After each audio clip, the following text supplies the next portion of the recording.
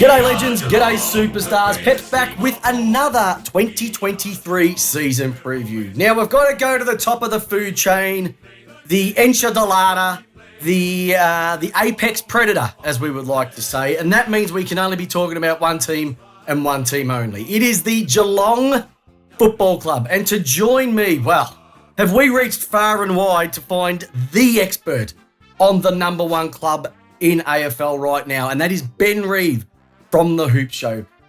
I'm rapt to have him on board. I can't wait to hear what he has to say about his club's fortunes going into 2023. And at the moment, I must say, I feel a little bit like Lex Luthor. I am trying to find some sort of kryptonite that will penetrate the skill, the armour, and the awesomeness that is the Geelong Football Club. But before we get into it, Ben Reeve, welcome to A Lace Out.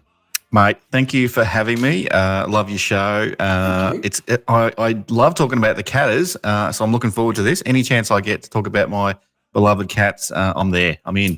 I tell you, if you feel like me, you just love talking about footy, regardless of what club it is, and I'm rapt to have you on the show because, like I said, I've done a few of these so far. I think we're up to number 15, number 16 pre-season previews as well.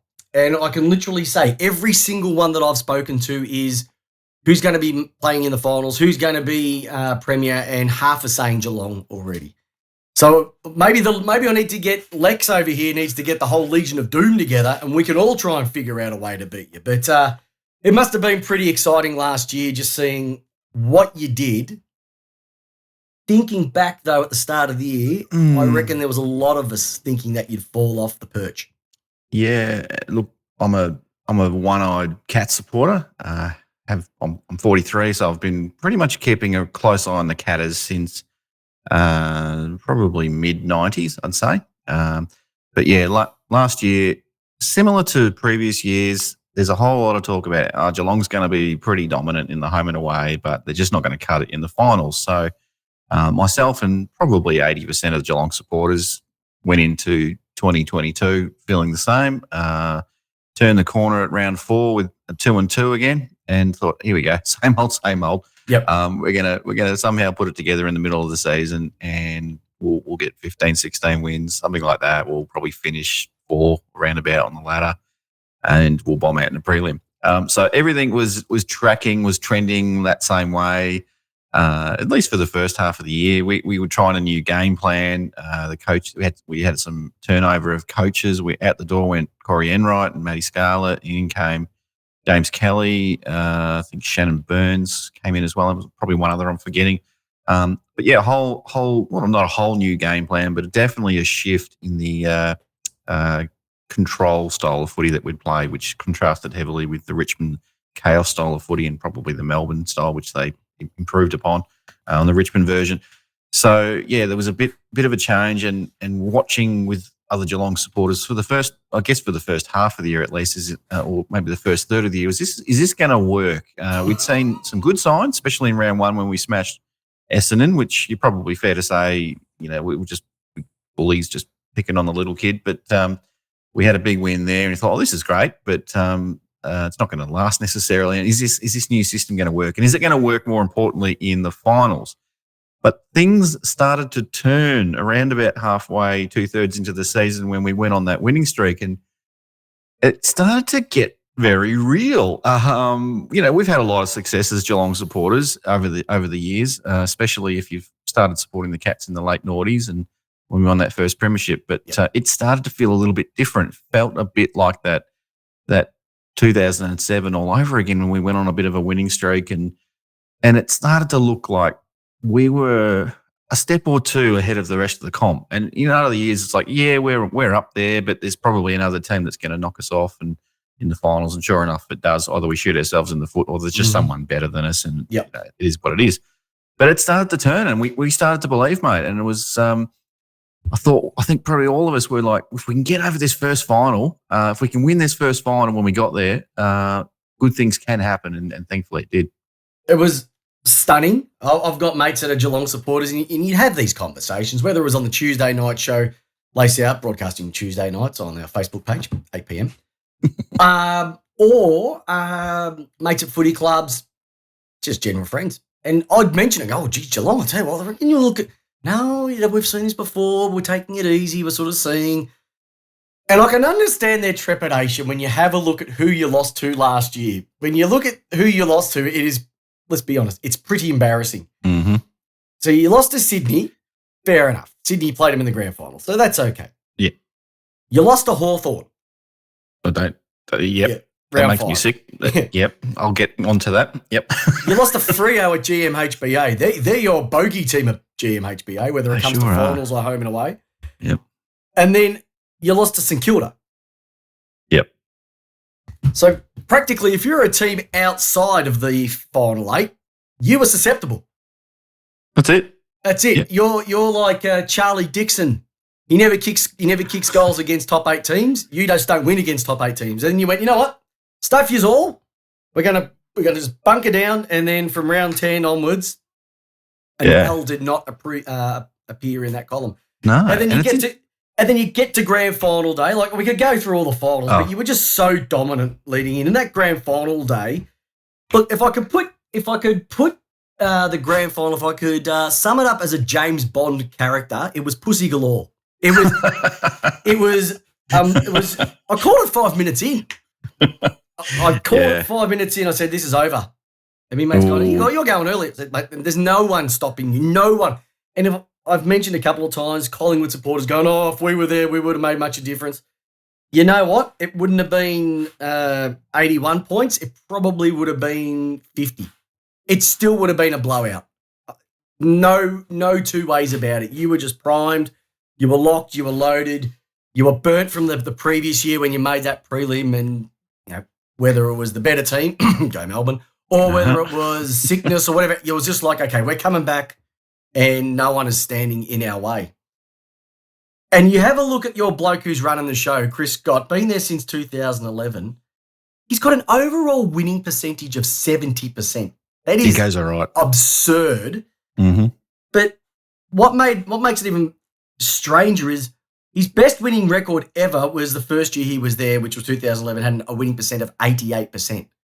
Last year, for a team that was apparently falling off the perch, like I said, weren't going to show up, they were going to be too old, I've even gone ahead and saying, hey, listen, if they play night games, they are going to be in some severe trouble because 7 o'clock is way past their bedtime and the nursing home is going to be really, really worried where the residents are. 84% winning rate. Yeah. Okay. So then you've decided, you know what?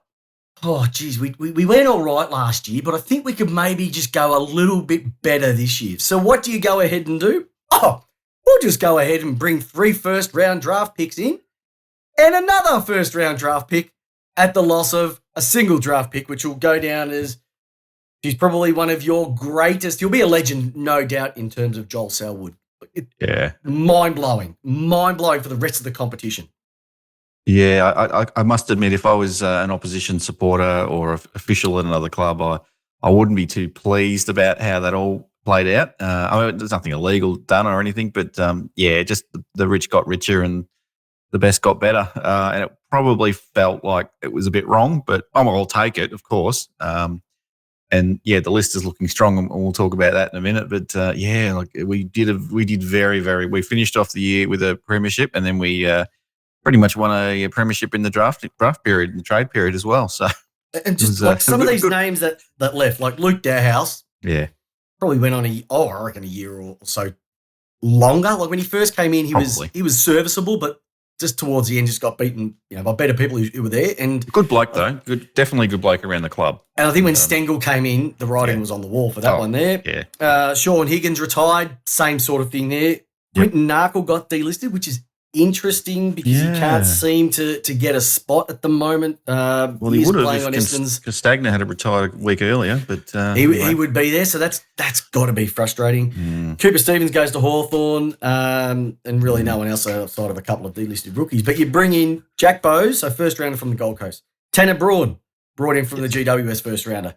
You got Jai Clark, who was picked up with your first draft pick. Excuse me. And then this, I don't know if you've heard about him, but this guy called Ollie Henry from Collingwood. Yeah, another sort of rings a bell. Yeah. And why don't we just throw in Oscar Riccardi as an example for a rookie father-son? Look, Yeah. Oh, don't forget Oisin Mullen, who's an absolute gun over in Ireland, who's probably just gone under the radar. Sorry, forgot about the Irishman. I was just too busy blown away by all the quality that came in before him. Like, if this was a lower end club, that would have been number one on the list. But it's frustrating from my perspective looking at it, going, how can they do it? Yet if you're a Geelong supporter, you're going, like Andrew Mackie, you are just doing an amazing job. Just the way that they've structured your list. I don't know what more I can say. So I want to hear it from you. Like, how do you see things going for 2023? Mate, I think I'm looking forward to 2043 as well, because there's a young fella called Joey Selwood who was just born the other day. So we'll pick him up in the draft around about 18 to 20 years' time from now. So that'll be good You'll as probably well. even get Daisy Pearce's twins because they were at the club. They'll bring in the coaching daughter, son. Unbelievable. Absolutely unbelievable. Yeah. Keep going. How do I feel about this year? Look, my expectations will be, I'll try to be pretty concise. I'd say, look, we're going to have a reasonably dominant season, and that won't necessarily be reflected in wins and losses, I wouldn't have thought. I think for the most part, most weeks we'll clearly be the better side, and we'll have some weeks that we'll take the loss because we're managing some players and so forth. So I think we'll probably it was pretty close last year getting this right. I think we'll have about 16 wins this time around, which isn't a heap, and probably not enough to make top four most years. I think we'll probably end up with about a finish of around 5th or 6th on the ladder. But I think it'll be in September where we'll really do the business. So I think it's really just getting the guys to September as in the best shape we can, and I think we'll go reasonably deep into the finals. Even from 5th or 6th, I'm still quite confident that we'll go okay. Do I think we'll win the whole thing? No, unfortunately. I've got a really bad feeling that we're going to get done by your mob, actually. No. Mob. Hold back at the moment because we're going to get into all of that. All so, right. and if you hear the thud right now, that was me picking myself up off the floor because a Geelong supporter, member, media superstar has said that they're not going to finish in the top 4. You're the only person who wears blue and white horizontally that has said that. I can't see how you're going to go backwards. I can't see it. Now, look at this. Okay, so last year, Tom Atkins. My goodness, where did he come from? Like, really, he was playing sort of a backline role. He was a little bit midfield. It was a little bit it couldn't find his spot. Opportunity comes and just took it. That's right. Brad Close, probably the second worst kicking style I've ever seen behind Rod Carter from the Swans many, many years ago. Plays every game and has just taken another step in his career. As soon as he got rid of the dreadlocks, you know what I mean? Got better. I think you mean Brian Myers. He's Brian Myers. Sorry, I take it back. Myers. See, they're all Blade Close. I was going to say I won't hear a bad word about Brad Close. Brad, yes, I'll give you one. Long Brad, sleeves. Don't punch the ball over the boundary line in the last game of the year. Could cost you. Sorry, Brian Myers just took another step in his career. But even Brad Close, like he wears the long sleeves. I used to wear the long sleeves, so I have a bit of a soft spot for the long sleeve brigade. Cam Guthrie, like my goodness, he's just getting better. Tom Hawkins, my God, man crush on Tommy H. Yep. Like he can play to his 40. Like he's got perfect skin. He's a Tom Brady. He's Tom Brady type. He could be the Tom Brady. He's got a smile like Tom Brady. And one guy that you picked up previously, just we'll give you a go. Come down to Geelong. I'm not going to promise anything, but we'll see what happens. Tyson Stengel. Yep. Comes down to the club after being virtually, sacked to a degree by Adelaide. Stewart makes All-Australian. Cameron makes All-Australian. Don't get me started on Jeremy Cameron, best player in the league. Tom Hawkins, Sengel, Blitzarves, all make All-Australian. Get the All-Australian coach. And do you know how many names I've still got to go through that I haven't even spoken about that just blow my mind? How you're trying to say that you're going to finish 5th, you've got to give me a reason why, because I can't see it. I'll give you a reason. Right. And look, I know when I come up with my theory about where we'll finish, it's really based on the fixture.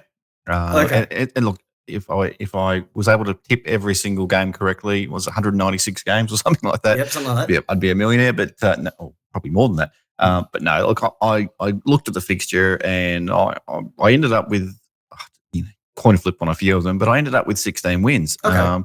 And I thought, okay. So I thought, well, Melbourne's probably going to come good.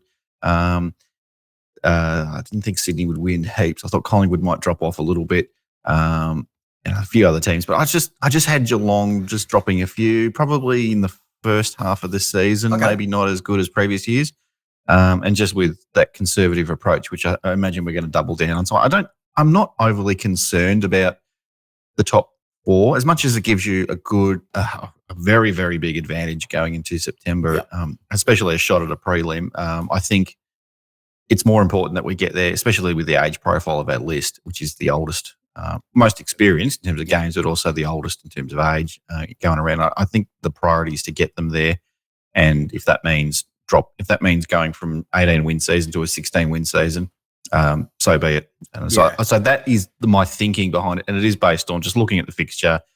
How many games are we going to win? Look, I did the same thing last year. I thought we were going to win 19 games. We won 18. Doesn't mean I'm not a good tipper or anything, but I thought, every chance I'll get, I'll remind people about that. Do it.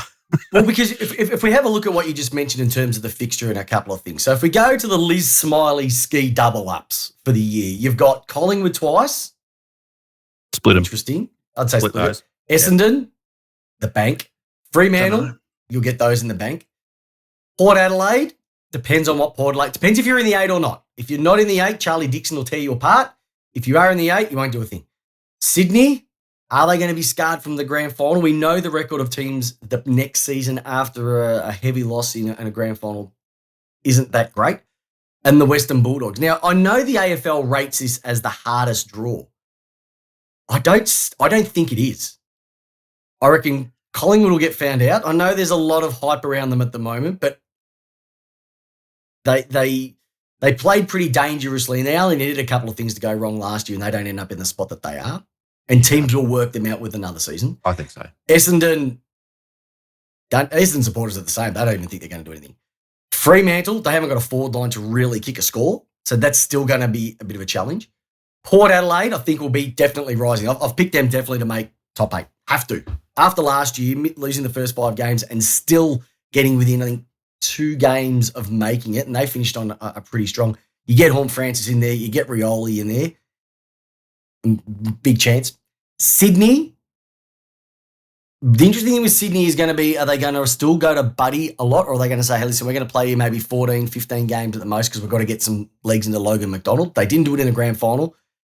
And if Reed goes down again and it's all on Buddy, they're going to struggle. I know they've got Heaney and Papley and these and Rowbottom up 4, but and the Bulldogs, they've got some great powers down forward. They get Superman down back in terms of Liam Jones, but their midfield takes, my eyes, a bit of a hit with Dunkley leaving and Hunter on a wing.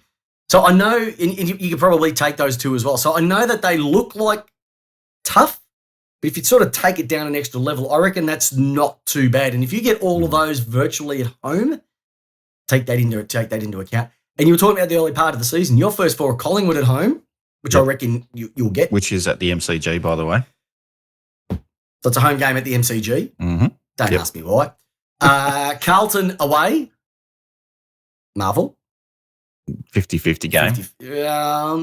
No, I don't think so. I reckon you've got that. No. Gold Coast away. That's a 50-50 because Gold Coast is, and the reason why I think Gold Coast will rise, but the conditions up there can get quite humid, can get quite slippery. You definitely don't want to play Gold Coast early in the year. No. They tend to surprise a few early. They tend to surprise, and they do last a bit longer than they have the last couple of years. And Hawthorn at home, I think that you've got that one. So that's a nice start.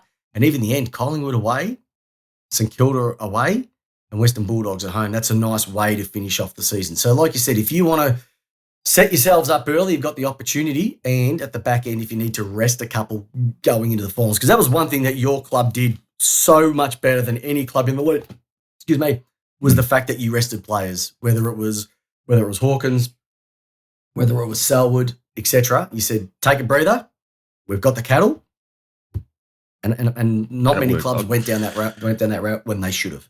No, look, there's a bit of luck that goes into it as well, and we got the guys fit at the right time, and sometimes you have all the bad luck in the world. There's probably 14, 15 clubs out there that'll say they're cursed with injury. And, to win a premiership, you'd probably say the same thing in 2021. You have to have a bit of luck with it, and, clearly. You definitely do. All the ducks have got to be in a row and all that stuff, but you're going to have injuries along the way. It's inevitable, but we did get pretty lucky, but I think we were really smart. And I'd say that if any other club's going to take any lessons away from Geelong from last year, it'll be think of especially if you've got an older list or a bunch of older guys, don't be afraid to rest them because there's always gives an opportunity to someone else, and your wins are important, and you can't be cocky with just assuming you're going to win, rest these players and get wins. But there's no point if you can't be fit at the end of the year. There's just no point being there if you can't compete. And anyway, that was our approach. So, look, I'm going to surprise you and probably going to turn off half your listeners. I'm sorry about this if you've been listening attentively for the whole time, but I've actually you didn't rate the Bombers, but I've actually got them in the top 4. So see you later, everyone. I'm sure you've turned off after that, but I'm going for a big rise in the Bombers to climb up the ladder. There's always one every single year. I actually did the research on this. There's one every year, and that comes from like 17 or below, and they make a big jump, and it'll be the Bombers this year. Take that to the bank. So if you think they're going to be the riser, I'm going to get you to park that because we're going to be getting into the risers and the sliders very, very soon in relation to that. So if there is Essendon and anybody else, I want to hear why. All right. Now, looking at your age profile, you are the oldest listed. I think I just counted there. 2, 4, 6, 8, 10, 12, 14. 14 of your players are going to be 30 or above by the time the season starts or 1 month in. Yep. And they're your crackers too. Like we know about Hawkins, we know Isaac Smith. Like Isaac Smith, perfect example of a bloke that, we just want you to be serviceable. We want you to play on a wing. Stuff that. I'm going to go out, win a Norm Smith and kick 3. His best game of the year too. Exactly. Well, that's the one you want to stand out in. That's what that's how you get a poster on the wall. Zach Tui, I just love everything about him. Paddy Dangerfield, like we know. Reece Stanley. I could go through. Segler's probably the only outrider on that out of this list. Stewart, Cameron, Guthrie, Menengola, right? But when I go down to the bottom part, I look at some of these names and you're just so well set up. And I'll get you to give me some opinions on these. Mm-hmm. Max Holmes, so stiff to miss that grand final last year. Like even when the coach and the committee say, no, you're right to play, and you still couldn't get in. That's a tough one. And there has been cases where players have left clubs because of that. So, for the club to sit back and go, hey, listen, let's work this out. Testament to him and also the club. You mentioned Brian Myers. You got Ollie Henry there now. Tanner Bruns in there as well. Tyson Stengel. Jack Henry. Like Jack Henry's only 24. He's played his 100 games. And that's come up really quick as well too. Sure has. Brad Close, like I mentioned, he's played 55 games. I can't believe he's still a rookie. Like what do you have to do? Is he still a rookie? I'm not sure.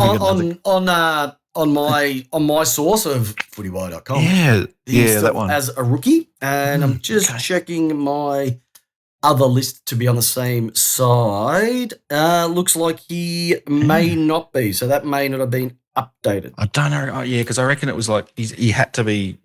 I think he reached the max amount of years or something like that. But it was an outrage that he's been a rookie. He was a rookie last year. It was crazy. But so that may not have been updated. So the AFL season guide does say he isn't. So that's why it's caused a bit.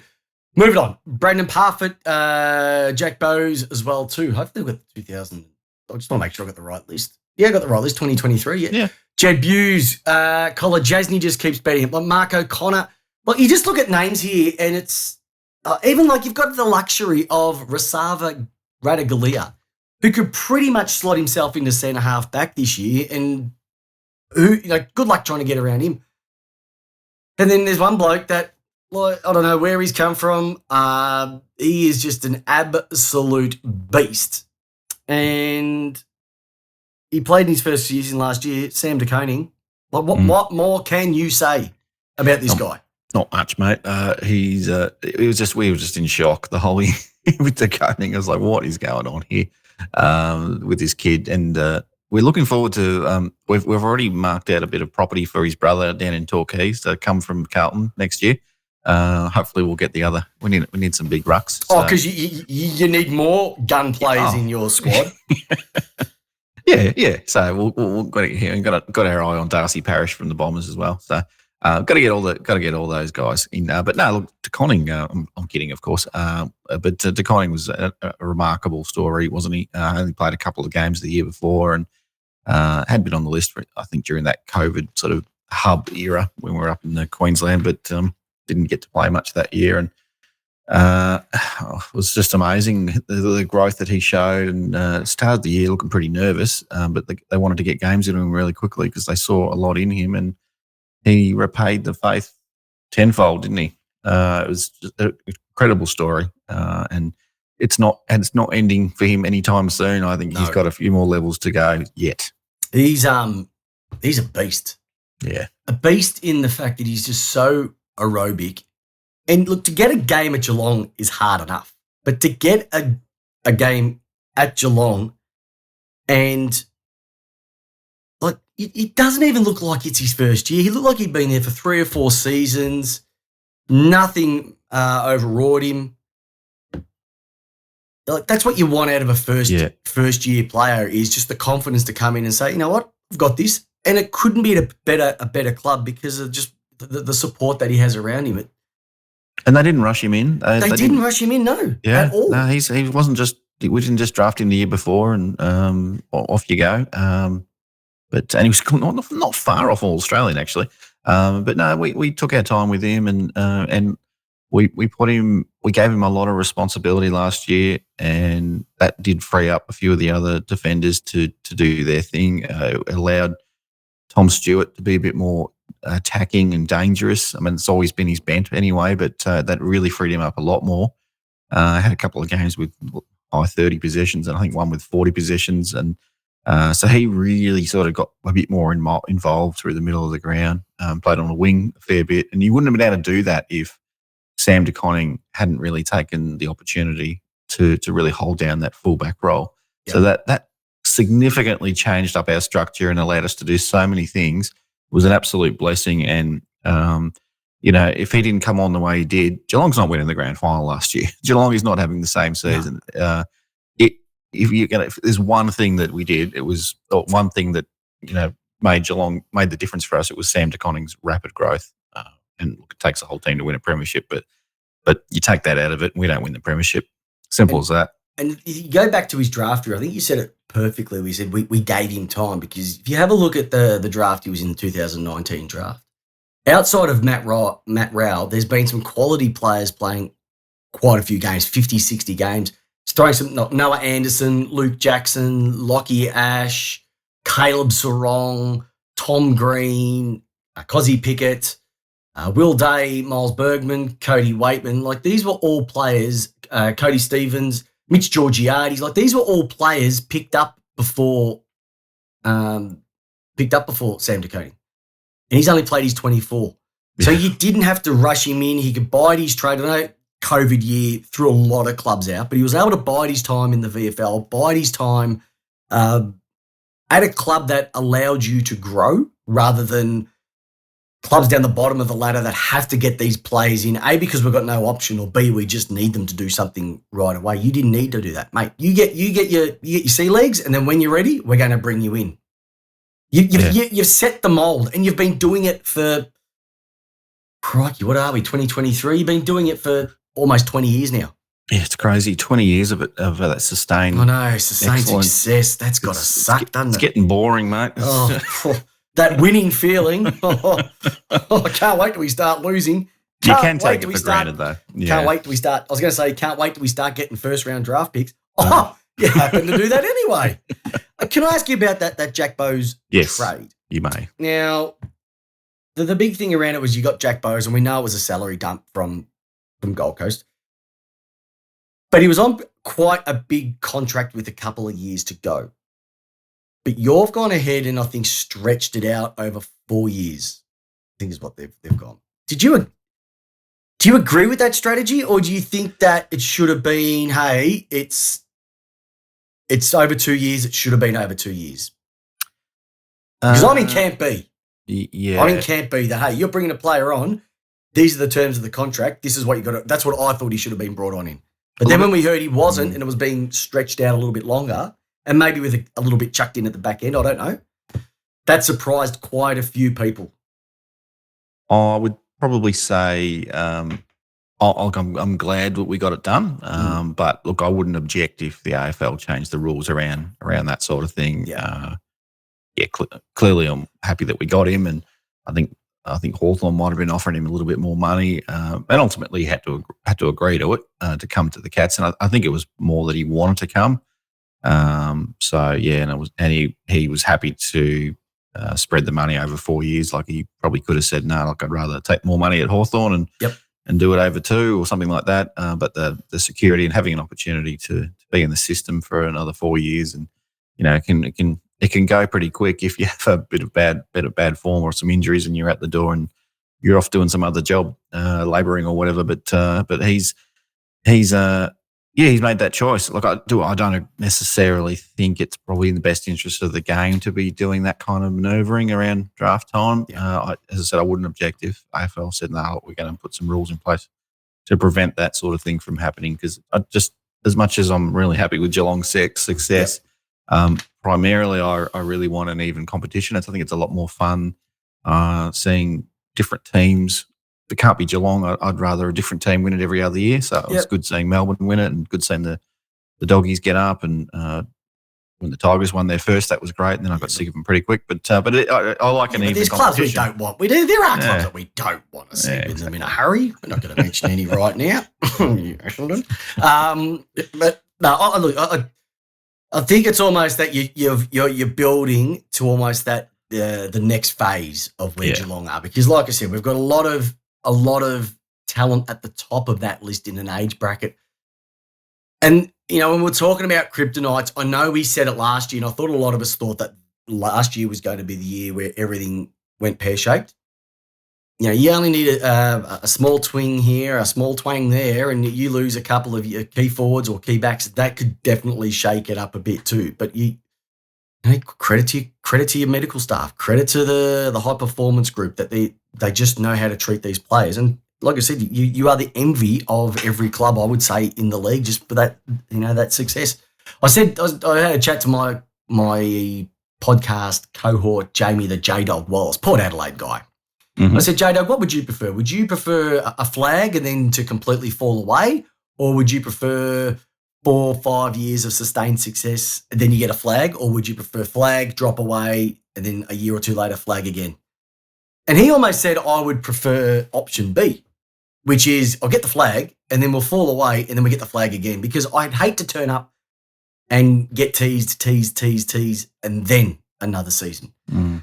And I went, that's an interesting way of putting it. I'm pretty much in that camp as well too. But tell you what, having confidence in your team, winning every week with Chris Scott under the bat, running it at a percentage of 70%, it's got to be a good feeling going down at GMHBA Stadium knowing that, more in chance we're going to win this.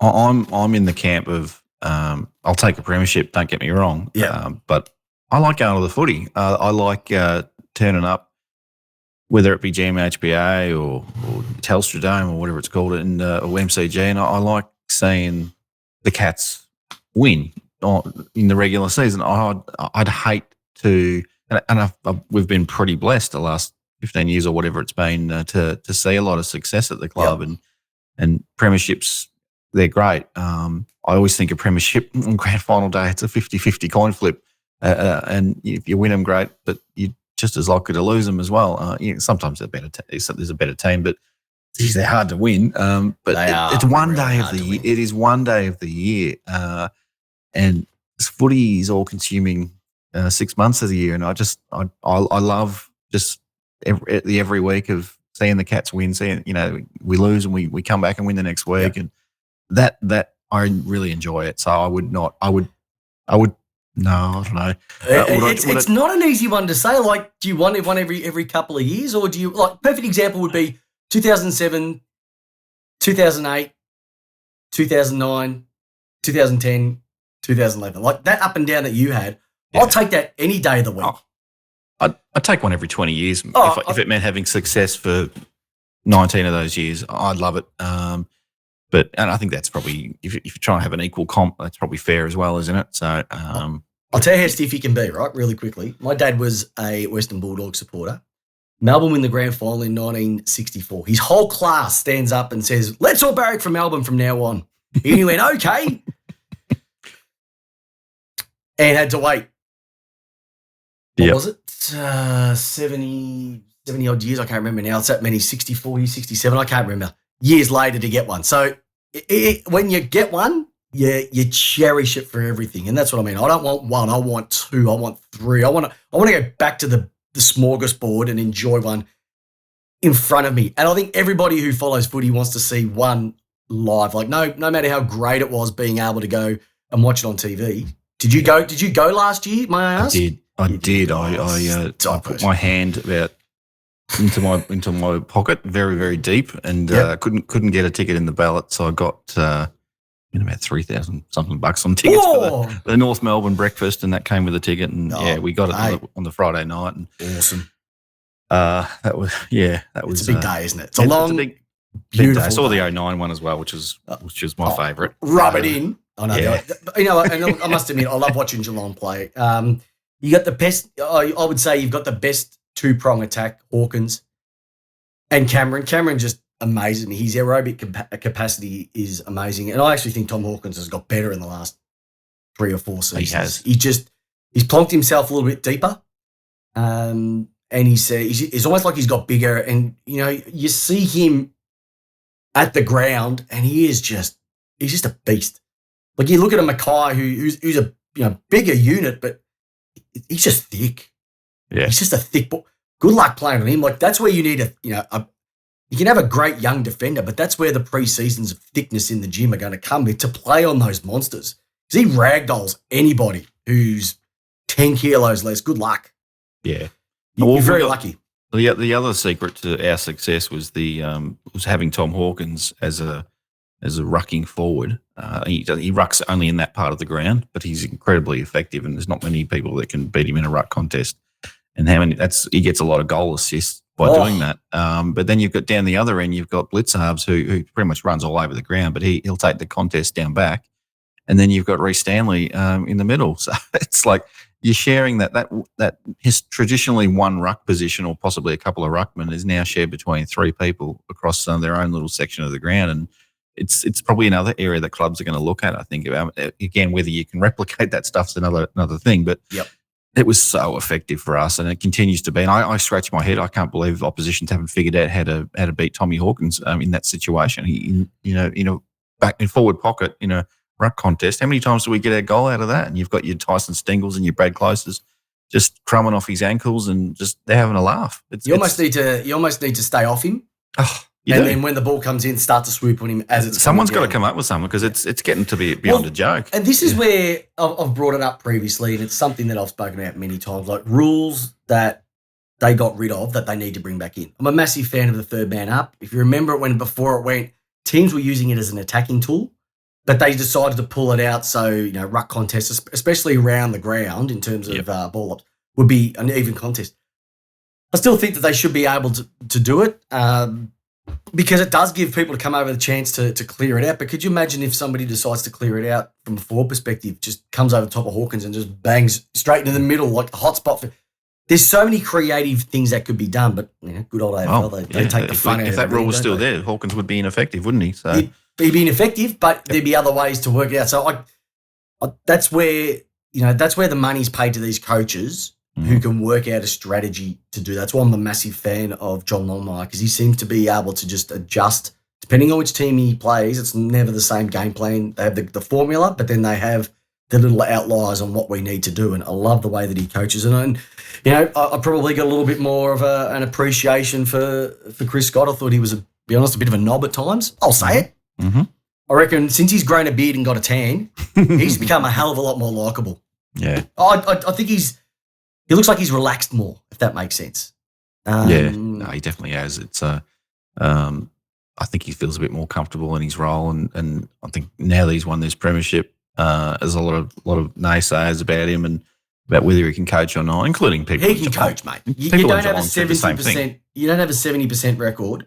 Yeah, but you're judged on can't premierships. At the end of the day, you're judged on premierships, and you're judged on success in September. And he had people say he had inherited that list in 2011, and people forget that he did lose a bloke called Gary Ablett along the way. But somehow we still pulled that one. Which out. one, senior or junior? Yeah. Like that one. I'm going through goal kicking records at the moment. Some of the things that he did absolutely stunned me. Rightio. Now, one of the things I like to also talk about is players that we don't hear much about. So we've gone through so many big names on this list right now. But looking at your list, we normally have like a riser and a bit of a slider. From your list, who's going to be the breakout? Who's going to be the riser from your group that not many people know about? So if they do come back at the end of the year and go, you know what? I've heard a lot of fluff on the radio. But I'll tell you what, that Ben Reeve guy, he knows his stuff, the Hoop Show. He was right when he was talking to Peps on Lace Out many, many months ago. Who's going to be the standout for you this year and is going to jump onto the scene and make people take notice? Mate, if I'm right about this, I want all the love in the world. If I'm wrong, that's okay. Come at me. Give me all the crap you want. I don't care. Accountable for your choices, people. Correct. And Ben is being that right now, and that's why I love the bloke. Look, mate, the big one, I've got three, but the biggest one for me, and again, if they haven't already tuned out from your show, apologies, this might do it. A young fella called Max Holmes. No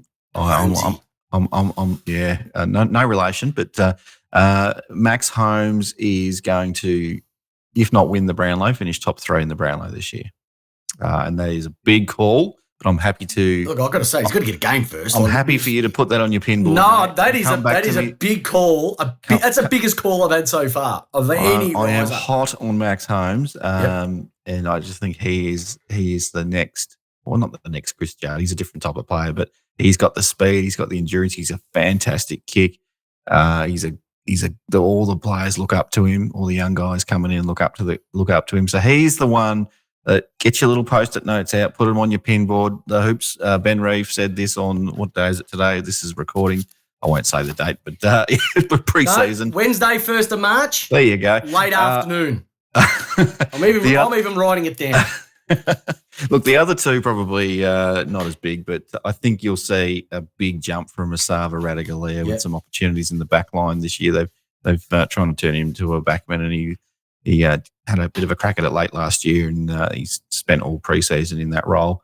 And I think you'll see another jump from Zach Guthrie, potentially. I think he's a bit of a confidence player, or has been in the early part of his career, and winning that grand final and cementing his spot in the side is going to do wonders for him. And I think you'll see another. But even from Zach Guthrie's perspective, I watched a fair bit of your mob last year because you were on everywhere.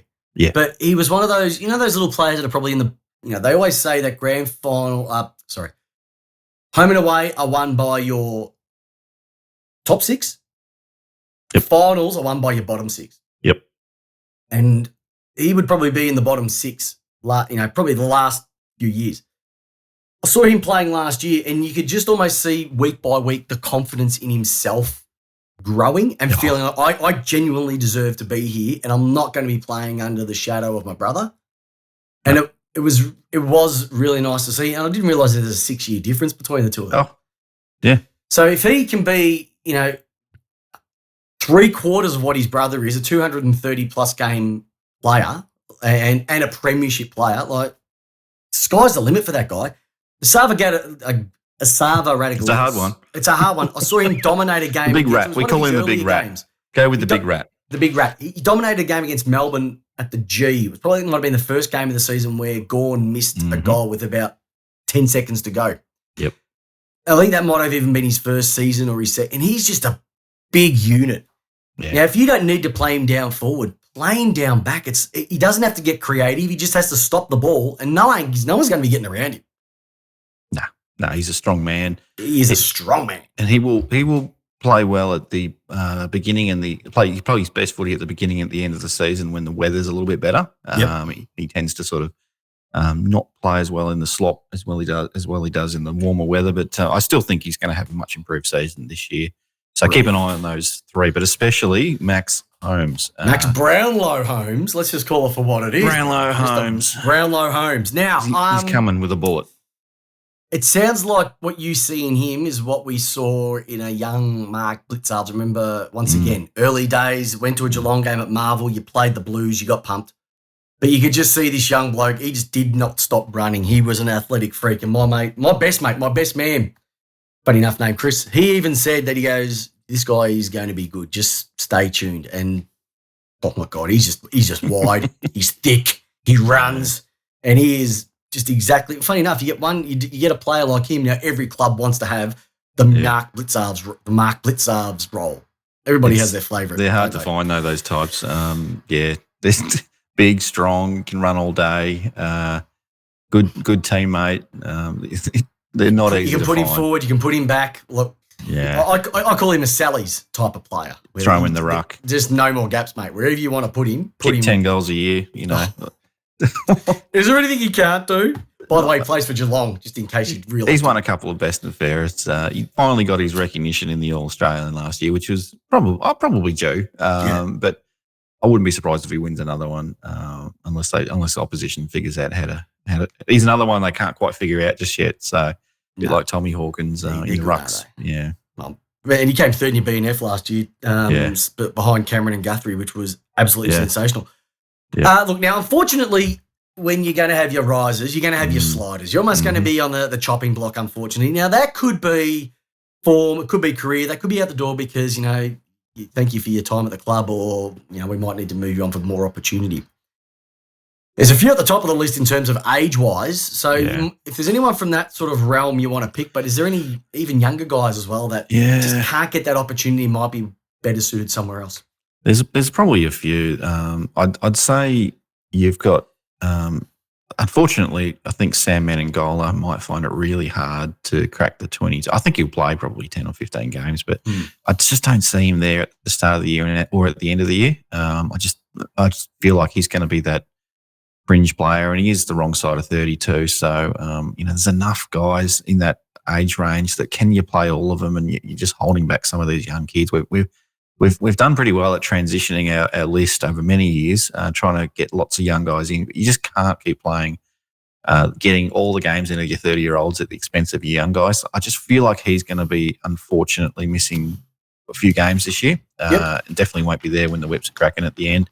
It's a real shame more than happy. I like the guy. I really like the way the guy plays. Hey, and he wears his socks up, which I'm a big advocate of. I know you like that. Tuck your shirt in. Tuck the shirt in.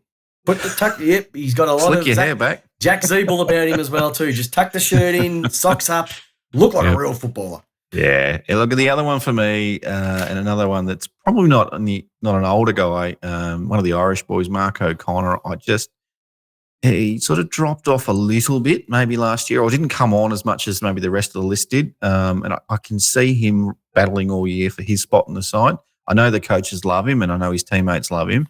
But there's going to be a lot of pressure for spots with the list depth that we've got. And I just see him being one that might struggle. And then, if he's not finding a game every week, does he want to hang around? I don't know his personal situation, whether he's got a partner in Australia or whatever. But yeah, then maybe the pull of home might be there. I don't know. But I could be wrong about that one. I feel pretty strong about the Menangola one, that him and probably Gary Rowan's probably another one too that might struggle if there's an Ollie Henry or whatever, looking really good in that sort of forward pocket or half forward flank. But the big one for me, I reckon, this is probably more about injury than anything else. I think we're going to start to see, and you're a brave man to call this one, but you're going to start to see the decline of Tom Hawkins this year. I think injury is already going to give him a delayed start to this year. I think it won't be a massive drop off. It won't be crazy extreme, but you're probably not going to see the consistency that we've had from Tom Hawkins for the rest of this year that we've seen maybe previous years. I think it'll be the Jeremy Cameron, Ollie Henry and Tyson Stengel show, and Hawkins will be very, very serviceable and probably have the occasional game where he'll kick 4 or 5. But I just say a slight drop-off, maybe 10%, 15% drop-off from Tom in terms of games played. And you know what? If it's a 10% drop-off, that means he's only going to be kicking 60. As a 34-year-old, you'll take that. Yeah. He's only going to be getting 60. You know what? Let's be generous. Let's go 55.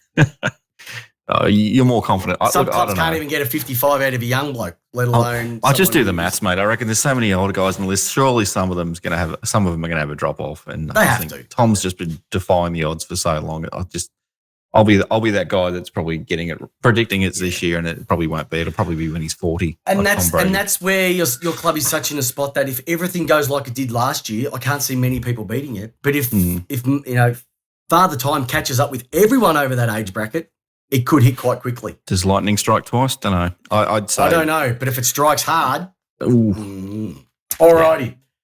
I want to have a chat about the AFL full stop right now. Now, you mentioned it a little bit earlier on because I want to sort of take the hat off, take the Geelong hat off and have a look at the risers and the sliders from your perspective. Now, when I have a look at the risers, it's the same sort of thing what we spoke about a little bit earlier on. Risers. Now, that riser can be from the bottom half up the ladder. It could be in the top 8. It could be even someone like quite low just moving up the ladder a number of spots as well too. So it doesn't have to be a big jump, but they're just going to be a riser within the realm of the AFL this year. I know you mentioned Essendon quite heavily before as a top 4, so I want you to go into that and the reasoning why. But who else have you got in your sights as well too, Ben? All right, well, I'll start with the Bombers. So I do like their fixture. I think they've got some games that they can win. But I think if things start to click with them, that they'll win a few more than probably what I'm looking at on the ladder. So I'm in terms of on the fixture, but I just think they probably had that. It just reminds me a lot of Geelong. They had that last year that everyone thought they were going to come good and that was going to be the year and it didn't happen. And so I think they'll learn a lot from that, like we did in 2006 when we were projected to go big and we didn't, and then we went really big the next year. So, so I think the spotlight's off them a little bit this time around because it was pretty hot on them last year. So I just think they might be one that could surprise and somehow sneak a top 4. But I'm probably on an island in terms of my opinion on that one. And unless you're maybe an Essendon supporter, maybe there's one or two out there that think they're a chance. But most people have probably got them down the best position is outside the 8. That's where I'll be frank. That's where a lot of people have got them. I think even Essendon people have said that they can't see much happening at the moment. But look, Collingwood, they've just got too many injuries with their younger ones. And then so it's Collingwood lose 4 games last year. If they lose another 4 games last year, they'd probably miss the 8. So they do miss the 8. But that could be Essendon's story this year. As they could win a bunch of games that they're not expected to win, and maybe probably don't deserve to be a top 4 team. There's occasionally one that's there but doesn't really deserve to be there. Hawthorn's probably one that comes to mind recently, but I think that'll be them. But look, the other probably big one for me would be I just feel like Sydney's on the slide, which again people might not agree with that, but I just think losing a grand final like that it hurts. And your list isn't. I mean, you've got a lot of good young guys, but goodness me, there's a few things that could go wrong. Sam Reid and Buddy Franklin. It's not travelling that well at the moment. I don't know. I just feel like things can go terribly wrong there, and I hope it doesn't. But I think it's good to have a strong team in Sydney. Good for the comp, but I just feel like that is going to be one. And look, Sydney just surprise us all the time, but for me, I think that'll be the one that'll probably see the biggest drop, especially of the top 4 finishes from last year. Yeah. Who did you have finished? Who did you have dropping out? You ready for this? Yeah. Richmond. Oh, that's a big one. Yeah, I reckon Richmond are a little bit like your mob. They've got. Look at me. No, not look at me. I know that they brought in Hopper and Taranto, but I tend to go down the pillar ends. And I know they've got Bolter down there, but I just look at Dusty if he gets injured again, Cochin again, Rewalt again. Like if these guys start to injure, puts more pressure on Tom Lynch. I know they reckon he was sensational last year. I think he was a bit of a false economy. He really kicked bags, from what I observed, against lower end teams. I don't think I've rated him all that much. And I just think that there's something with Richmond that just their history with injuries, etc. Like they just got in last year. Yeah.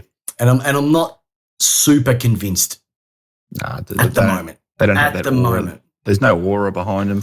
There's a whole lot of hype. The hype train is chugging along really, really well. But they're always going to have it when you've got 460,000 members. Like it's always going to be the hype. There's just something about me that it's a little bit like your mob that when it hits, it's going to hit hard. And I know they've got some good, like Shai Bolton excites me every time I watch Richmond. Ralph Smith, another one with the flowing hair running down back. I like what they did with Rioli coming off half back. These sort of things get me excited, but I'm just a little bit skeptical on them. So I've actually got them missing at the moment. Sydney, I had a bit of a slider as well, just because of last year. And the same sort of thing. If Reed goes down and Franklin goes down, you got Logan McDonald, who hasn't had time in the firsts to really lock down that position. So all that weight's going to be on his shoulders. Exactly. More weight on Papley, more weight on Heaney, and you need to spread the load in modern football. That's just the way the game goes. And if you have a look at the other end of the ground, you've got Rampy and you've got Lloyd, two of their oldest stalwarts at the club. If they go down, who jumps in? So I know it's great to have kids, but you need that experience as well too. So I think that's just a little bit. It's a balancing. It's a really fine balance with Sydney this year. I think that's for me the thing that's making me feel like something just has to go wrong. A couple of things go wrong, and it's a house of cards. I just feel like that they're ready. I don't wish that upon them. Don't get me wrong. If you're a Swan supporter listening to this, I don't wish you have a bad year. I just feel like there's just a few things there. No, it's just fact. A few red flags, red and white flags. They are. If you have a look at the top 8, so that's the one. And the other one I had was Collingwood. They're going to slide. Yeah, I had them sliding a bit too. I just think they're going to slide. You can bet on black and it comes up 10 times in a row. It might not come up 11 times in a row. I think they'll be just as good as they were last year, but that won't be reflected in their win-loss column. And even the Collingwood guys I spoke to, Les and Zig, they even said that they don't think they'll even make finals. Because and their reasoning behind it was this. Who have we recruited? We've recruited McStay, we've recruited Mitchell, Bobby Hill, and there was one of them I can't remember off the top of my head. Because the other clubs, Dunkley, have got Gunston. Mitchell. Yeah, Mitchell from Hawthorn. Yeah, they've got Gunston and Dunkley and Ashcroft. Yep. You guys went out, and when I say you guys, Melbourne, you went out and got Grundy and Hunter, and you got Shaki as backup. Geelong went out and got the 3 young guys and another one. Port Adelaide went out and got Horn Francis and Rioli. Who do we pick up? Like they're not game changers. They're not match winners. We haven't got that, and that's why their concern is as well too. And he also said teams are going to know how we play now. Yeah, are they going to be like those sort of things as well? And also remember, other teams have got an extra 3 weeks of pre-season, 3 or 4 weeks of pre-season under their belts, which they don't. A lot of teams have that second year blues because of that up and down of not having as much training time. So that they're susceptible as well too. So, but it's interesting. Like I've sort of done my top 8. Funny enough, I had St Kilda in there. Really? Don't ask me why. I thought that they are a chance, and then I look at what happened on the weekend, and I think I got that one wrong. I don't read too much into pre-season, but see how they're going after a few weeks of the regular season. As they would say on SEN, question without notice. Do you reckon we should have pre-season games or just go straight into the season? Straight into the season. Quick answer. Season. Just do it. Quick answer is a good answer. Yep. Beautiful. Rightio. So your risers, you had Essendon, and you also had who was your other riser? Did I have another one? No, you didn't. No, you went Sydney to slide, and you went Collingwood to drift off a bit. If you had another riser, who would it be? Probably maybe. No, Doggies had a drop off last year. I think maybe the Doggies will bounce back this year and maybe finish top 4 again. Ooh, well, they're another one. Balls out. I've gone. I think there's like 3 changes in and out, but all will be revealed very shortly. Premier, who's going to take it out? Now, obviously, once again, you can choose one or multiple teams. I'm putting your team in there as one of my top 3, bar none. Yes, because you've just got stronger, in my humble opinion. It's going to be hard for anyone to beat you. Yeah, well, I've got your mob, and like I said earlier, and I think it'll be you and us. And look, you can't predict these things. I mean, you should have a crack at who's going to be the premier, but which 2 teams exactly are going to make the grand final? It depends on where we slide into the draw in the finals and all that. And exactly right. Ramifications of all that. But Geelong, Melbourne, probably for me.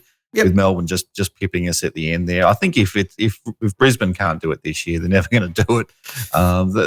They've strengthened their list. They're probably tied with us as best off season.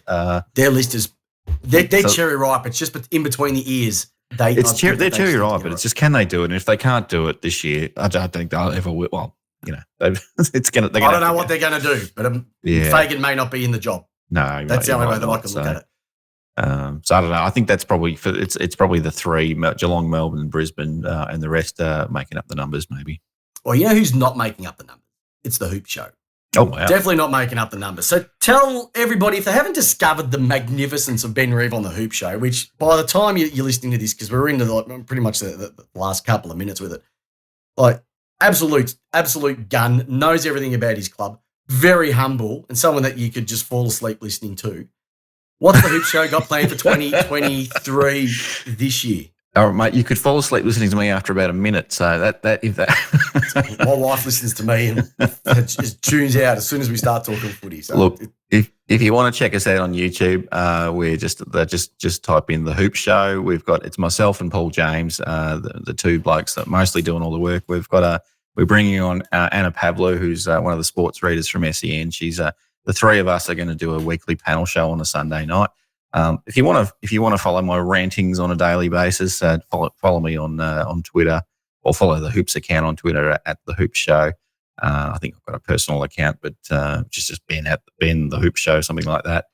So yeah, those probably we're trying to make inroads into TikTok, which I'm 43. I feel like it's a young person's game, but I'm going to have a crack at it. But I'm 47, and what? Have a crack. Have a crack. No one can bag you if you're having a crack. Exactly. That's it. You'll probably find us on Insta as well. And but anyway, look, and follow all the other good content creators out there. We love supporting content creators like yourself and others who are just making their way, including some of the bigger ones as well. But we love having an independent voice, and we do love what the club media teams do as well. But we just feel like this is a great way for us to express our opinions and connect with fans in a more free and easy way. And you know what? We do it. We're not here to create a headline. We're not there to get our 15 minutes of fame. We do it because we love the sport, we love our club, and we support each other left, right, and centre. So that's what's the best part about this is you become almost a family of creators, and you literally would bend over backwards if they needed any help with anything. That's what we're all here for. So that's right. Now, Ben, Ben Reeve of the Hoop Show. Yes. Thank you for rolling out the 2023 season preview with myself, Christopher Pepper of the Lace Out Podcast. And Geelong listeners, that is your 2023 season preview. I think you are going to be potentially holding up some silverware at the end of the season, which is going great. But before we wrap up, and before I let you get back to your regular scheduled programming, listeners, I have one question for you, Ben Reeve of the Hoop Show, and it's simply this. How do you want your footy? Laced out, mate. Lace out. Have a great night, listeners. Have a great day, listeners. Thanks for listening to our latest episode. If you haven't done so already, make sure to subscribe, rate, and leave a review on iTunes. I'm your host, Chris Pepper, and with Jamie Wallis, we give you your footy how you want it. Peace out.